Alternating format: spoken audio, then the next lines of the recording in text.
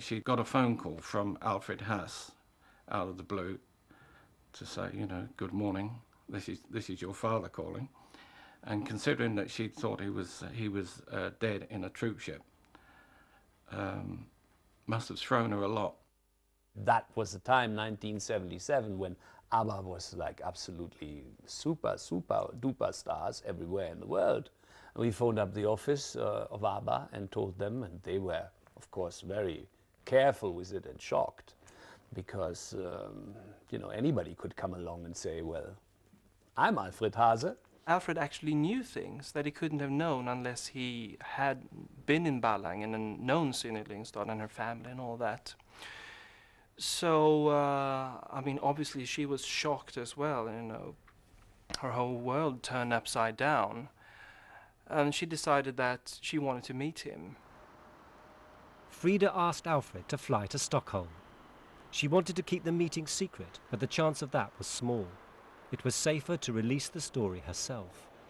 She was really determined to keep the whole thing as private and low-key as possible, because she didn't want the press hanging around outside her house and trying to, you know, take pictures through the windows and all that, and having to answer questions from journalists. When you think of some of the headlines that come out nowadays, and would have come out possibly then, like Frida the Nazi, that sort of publicity sticks. One of the first rules of public relations is, if something is coming out which is damaging, if possible, and it can't be avoided, do it yourself. So they kept it very low key, and the only thing they did was they brought a photographer out there to take some pictures of the event. But that was the only media representative they had there at the time.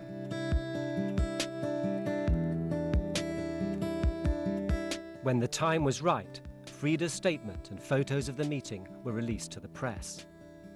The strategy worked. In the welter of news, the story attracted little attention. But even if the media didn't catch on to the story, the events themselves made their mark on Frida. At first, discovering her father looked like a childhood dream come true.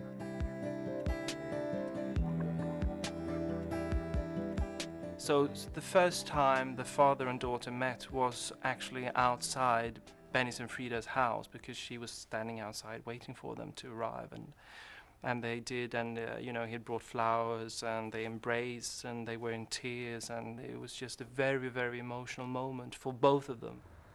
Next day Frida called me and she said, "Booby, I tell you, it's really true, he is my father, because he knows all the details. We made photos, and you can even tell when you see us from the side that we have the same profile. His nose is mine, my nose is his." It was very, very moving. But life is more complicated than dreams. She was 35, and now she meets her father, and in the beginning, of course, it is very emotional, but then everybody goes back to normal. Everybody goes back to their lives. Frida's meetings with her father gradually tailed off, and currently they are not in regular contact. In 1981, Frida faced a new crisis when she and husband Benny divorced after 13 years together. And a year later, with both couples now divorced, Abba broke up, and the 4 band members went their separate ways.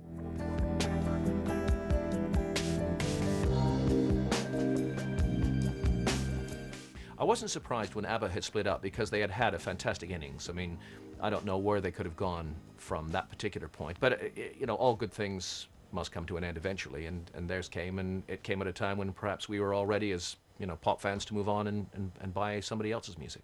When Frida was a member of Abba, she was so preoccupied by this whole business of being in this major pop group and everything, that she didn't really have time to explore herself that much. I think she started towards the end of the Abba period to explore other things outside this big payoff that she got from being a celebrity and being on stage and you know, being a star and all that.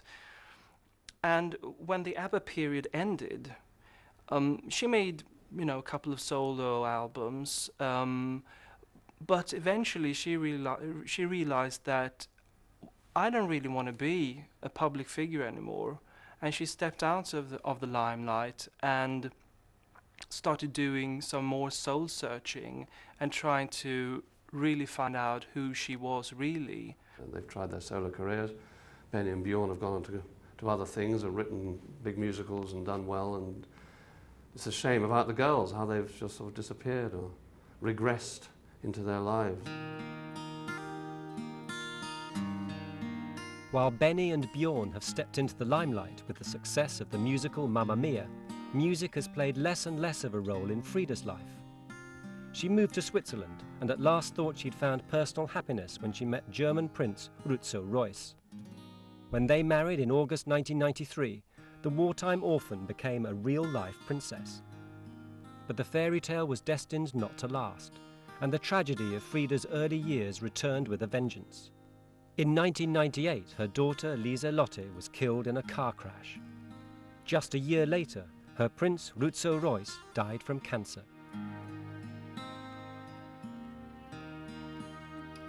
And suddenly, the story of Frida's birth was back to haunt her. The Lebensborn story wasn't over. After 50 years of secrecy and silence, the story of Norway's shameful post-war behaviour began to emerge, shocking many of today's Norwegians with its cruelty.